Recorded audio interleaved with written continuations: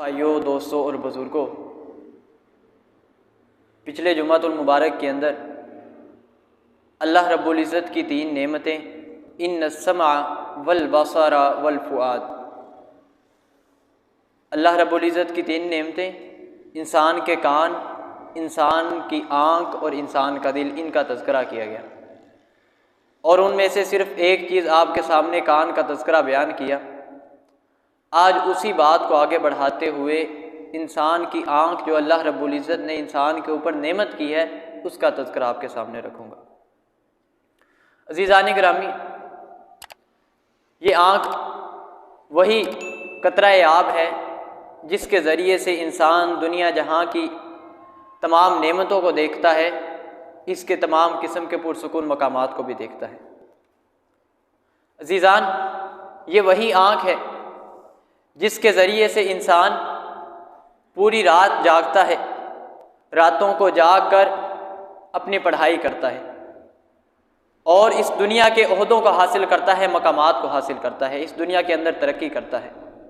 ये वही आँख है जो खौफ़े इलाही की वजह से अल्लाह रब्बुल इज़्ज़त के सामने रोती है, अल्लाह रब्बुल इज़्ज़त से डरती हुई आंसू बहाती है और आखिरत के अंदर मकाम अपना हासिल करती है।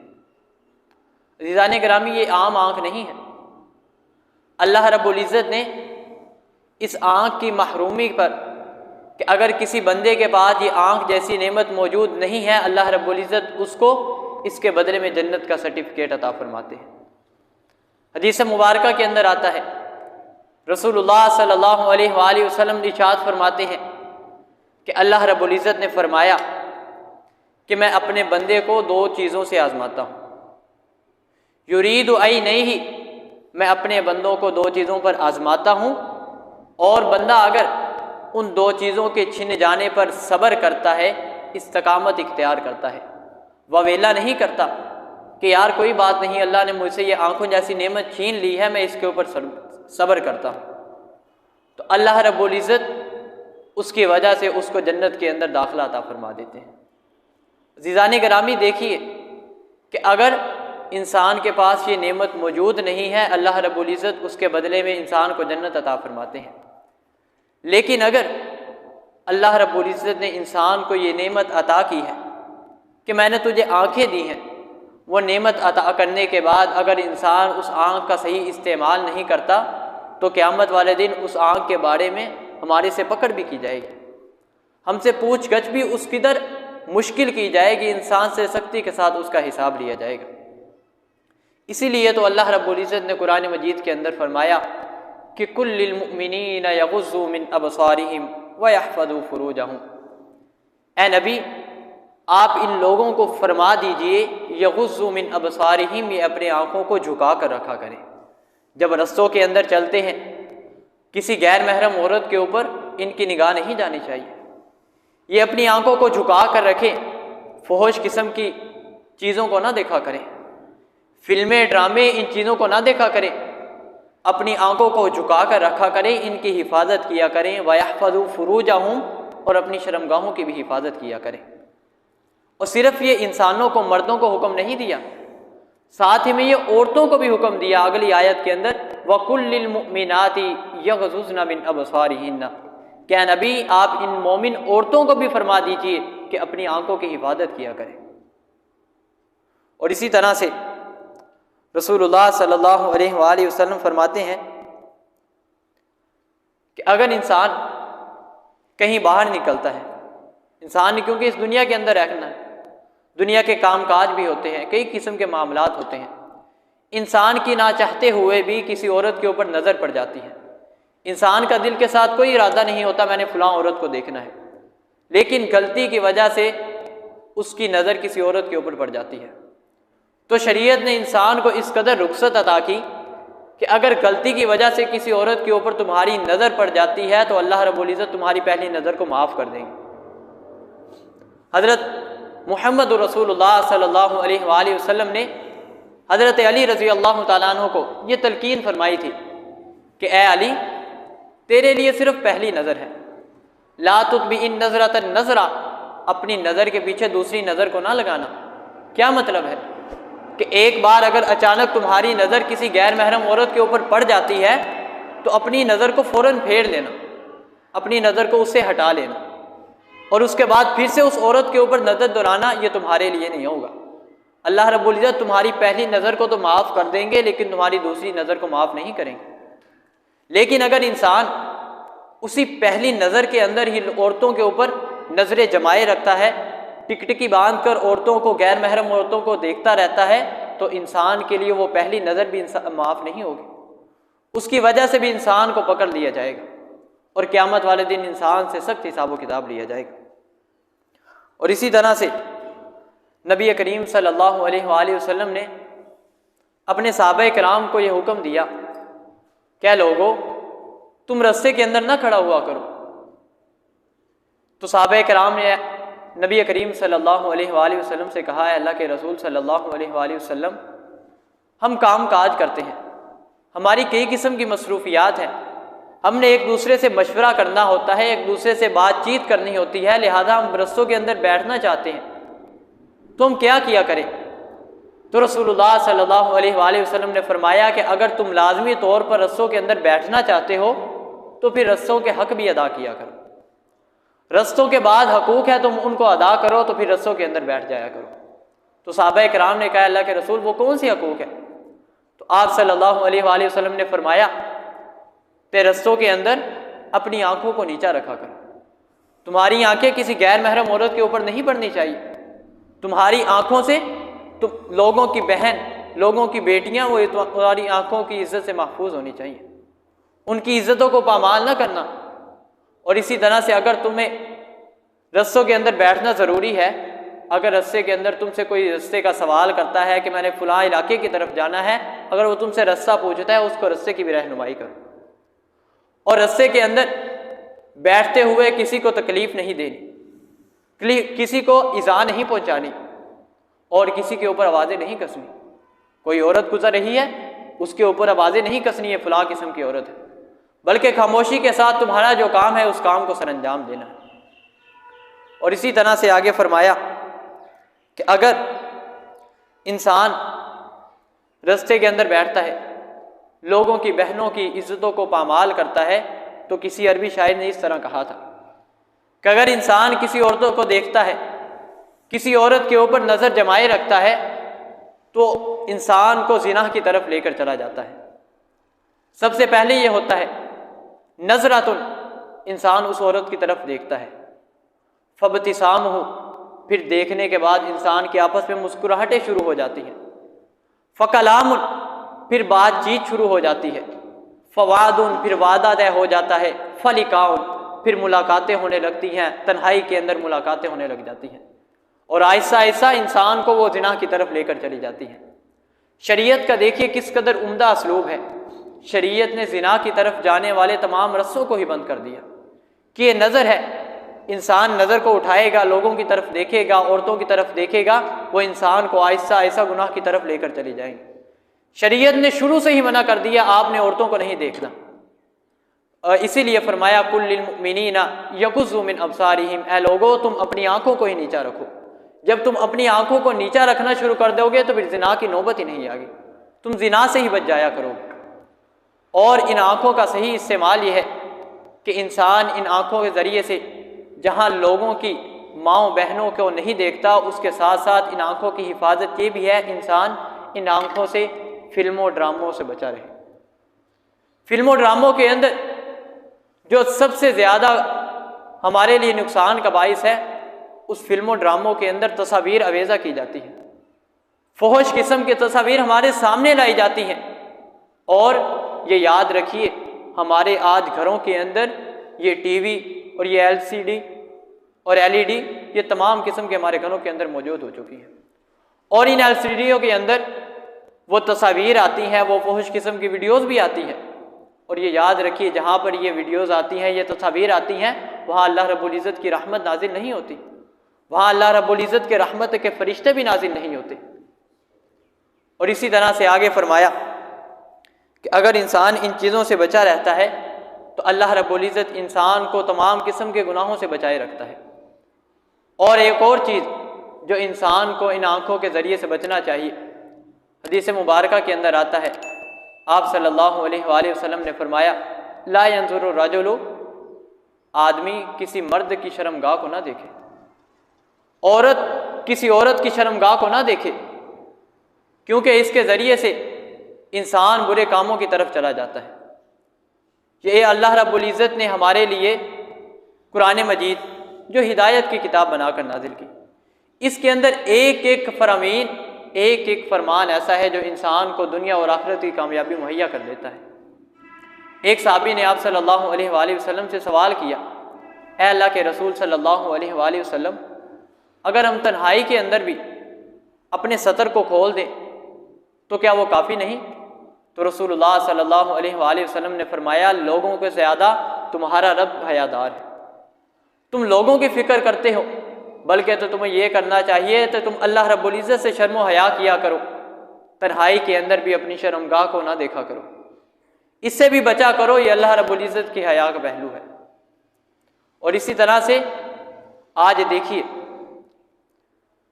बड़े ही दुख और अफसोस के साथ कहना पड़ता है, आज हम अपने घरों को तामीर करते हैं, घरों की जब बुनियादें रखी जाती हैं उसके अंदर पूरा नक्शा बनाया जाता है। नक्शा बनाने के बाद एक एक कमरे का तयीन की जाती है, ये फ़लाँ कमरा है, ये फ़लाँ कमरा है, लेकिन बड़े ही दुख के साथ कहना पड़ता है कि कोई भी ऐसा कमरा नहीं बनाया जाता जिसके ज़रिए इंसान ये देख सके कि यार हमने फ़लाँ कमरा बनाना है, उस फ़लाँ कमरे के अंदर घर वाले हमारी नमाज़ पढ़ा करेंगे, घर हम नफली नमाज की अदायगी किया करेंगे, ये हमने फ़लाँ कमरा इस नमाज के लिए खास किया है, रात को उठकर तहज्जुद इस कमरे के अंदर अदा किया करेंगे। लेकिन उसी घर के अंदर टीवी लॉन्च ज़रूर बनाया जाता है कि रात को पूरी फैमिली इकट्ठे होकर वहाँ पर टीवी देखा करेंगे। इसलिए हमें गौर करना चाहिए कि हम इन आँखों का गलत इस्तेमाल करते हैं, लोगों की माओं बहनों की इज़्ज़तों को तार तार करते हैं, इन आँखों के ज़रिए से बुरी वीडियोज़ देखते हैं, तस्वीर देखते हैं। बड़े ही अफसोस के साथ कहना पड़ता है, आज हमें गुनाह करने के लिए बाहर नहीं जाना पड़ता। आज हमारे पास ये मोबाइल जैसी बीमारी मौजूद है, इंसान एक टच करता है, इंसान तमाम किस्म के गुनाहों को अपने नामे अमाल में लिख लेता है। एक एक बटन को दबाते जाइए, अपने आप को गुनाहों के दलदल के अंदर धंसाते जाइए। इस कदर ये बीमारी हमारे घरों के अंदर पैदा हो चुकी है, हमारी जेबों के अंदर पैदा हो चुकी है। ये इंसान की आसानी के लिए मोबाइल बनाया गया, लेकिन इंसान ने इसका गलत इस्तेमाल करना शुरू कर दिया और इंसान गुनाहों के अंदर धंसता चला जा रहा है। हालांकि इस आँख का जो हक था हमने उस हक को अदा नहीं किया, इस आँख का जो सही तरीका कार था वो सही तरीका कार इस्तेमाल ना किया। हालांकि हम इस आँख के ज़रिए से रात को उठते, ठंडे पानी के साथ वज़ू करते, इन सर्दियों की रातों में अल्लाह रब्बुल इज़्ज़त के सामने नमाज को अदा करते, नवाफिल को अदा करते, अल्लाह रब्बुल इज़्ज़त के सामने रोकर गिड़गिड़ाते। अल्लाह रब्बुल इज़्ज़त के गुस्से को जो ठंडा करती है ना चीज़, वो इंसान का एक आंसू है। अल्लाह रब्बुल इज़्ज़त जिस कदर भी इंसान से गुस्से हों, लेकिन अगर इंसान एक आंसू अपनी आंख से बहा देता है, अल्लाह रब्बुल इज़्ज़त का गुस्सा फ़ौरन ठंडा हो जाता है। अल्लाह रब्बुल इज़्ज़त ने कुरान मजीद के अंदर आयात बयान फरमाई, इज़ा तुतला अलैहिम आयातुर रहमानी खर्रू सुज्जदन व बुकिया, कि जब अहले ईमान के ऊपर कुरान मजीद की आयात तिलावत की जाती हैं, वो सजदा रेज हो जाते हैं, गिर जाते हैं और रोना शुरू कर देते हैं। और इसी तरह से रसूलुल्लाह सल्लल्लाहु अलैहि वसल्लम ने फरमाया, लौ तअलमून मा अअलमु लदहिकतुम कलीलन व लबकैतुम कसीरा, कि ए लोगो, अगर तुम जान जाओ जिन चीज़ों को मैं जानता हूँ, तुम हंसना कम कर दो और रोना ज़्यादा शुरू कर दो। ऐसी ऐसी चीज़ों को मैं जानता हूँ जिनकी वजह से अगर मैं वो तुम्हें बतला दूँ, तुम हंसना कम कर दो और रोना ज़्यादा शुरू कर दो। और इसी तरह से फरमाया, मा यालिजुन्नार रजुलुन, अल्लाह रब्बुल इज़्ज़त उस बंदे को हरगिज़ जहन्नम के अंदर दाखिल नहीं करेगा जिस बंदे की आँख अल्लाह रब्बुल इज़्ज़त के डर की वजह से रोकती है। जिस तरह से वो दोहा हुआ दूध वो जानवर के थनों के अंदर वापस नहीं जाता, इस तरह से अल्लाह रब्बुल इज़्ज़त उस बंदे को जहन्नम के अंदर नहीं डालेगी। जिस तरह दूध का थनों के अंदर वापस जाना नामुमकिन है, इसी तरह से उस बंदे का जो अल्लाह रब्बुल इज़्ज़त के डर की वजह से रोता है, उसका जहन्नम के अंदर ना जाना भी नामुमकिन है। इसलिए रातों को उठकर इन आँखों का गलत इस्तेमाल ना कीजिए। इन आँखों को सही मानों के अंदर जो इन आँखों का हक है, अल्लाह रब्बुल इज़्ज़त के रस्से के अंदर बहाइए, अल्लाह रब्बुल इज़्ज़त के सामने रोइए और गिड़गिड़ाइए। अल्लाह रब्बुल इज़्ज़त को दो कतरे बड़े ही महबूब हैं। एक कतरा उनमें से वो कतरा है जो जिहाद के अंदर दुश्मनों के साथ, कुफ़ार के साथ लड़ता हुआ इंसान जिहाद करता है, एक खून का कतरा बहता है, वो इंसान अल्लाह रब्बुल इज़्ज़त को बड़ा महबूब है। और दूसरा कतरा अल्लाह रब्बुल इज़्ज़त को इंसान का आंसू, जो इंसान अपने अल्लाह से डर की वजह से बहाता है, अल्लाह रब्बुल इज़्ज़त को ये बड़ा ही महबूब है। इसलिए इस आँख का गलत इस्तेमाल ना कीजिए। इस आँख को अल्लाह रब्बुल इज़्ज़त के डर और खौफ की वजह से बहाइए और आंसू बहाइए। अल्लाह रब्बुल इज़्ज़त इसकी वजह से हमारी दुनिया भी बेहतर बना देंगे, हमारी आखिरत को भी बेहतर बना देंगे। और इसी तरह से आखिरी बात आपके सामने रखूँगा कि हदीस मुबारका के अंदर 3 ऐसे बंदों का तज़किरा किया गया जिन्हें 3 मुख्तलिफ़ किस्म की बीमारियाँ थी। एक बंदे को बरस की फुलहरी की बीमारी थी, और एक बंदा जो बालों से गंजा था, बिल्कुल सर से गंजा था, उसके सर के ऊपर बाल नहीं थे। और तीसरा आदमी वो अंधा था, उसके पास बिनाई मौजूद नहीं थी, बसारत मौजूद नहीं थी। तो एक फरिश्ता उन में से पहले आदमी के पास आता है, इंसानी शक्ल धार कर, इंसानी रूप इख्तियार करके उस बंदे के पास आता है जिसके पास बरस की बीमारी थी। उसके पास आता है, उससे पूछता है कि अगर तुम्हें कोई ख्वाहिश है, तुम्हारी कोई रजा है, उम्मीद है, वो मेरे सामने रखो, मैं उस तुम्हारी ख्वाहिश को पूरा कर दूँगा। तो वो आदमी कहता है कि मुझे फ़लाँ किस्म की बीमारी है, ये बरस की बीमारी है, ये मेरी ठीक हो जाए। तो फरिश्ता उसे हाथ फेरता है, वो बीमारी ख़त्म हो जाती है। और फिर फरिश्ता उससे सवाल करता है कि अगर तुम्हें कोई चीज़ चाहिए, मालो असबाब चाहिए, वो भी तुम्हें कहो, मैं तुम्हें वो भी मुहैया कर दूँगा। वो कहता है कि मुझे ऊँट बड़े पसंद हैं, वो आप दुआ कीजिए वो मुझे ऊँट भी मिल जाए। वो फरिश्ता जो इंसानी शक्ल में आया होता है उसे ऊँट भी दे जाता है। और इस कदर उन ऊँटों के अंदर बरकत होती है कि एक वादी, कई किस्म का बड़ा मैदान है, वो उन ऊँटों से भर जाता है।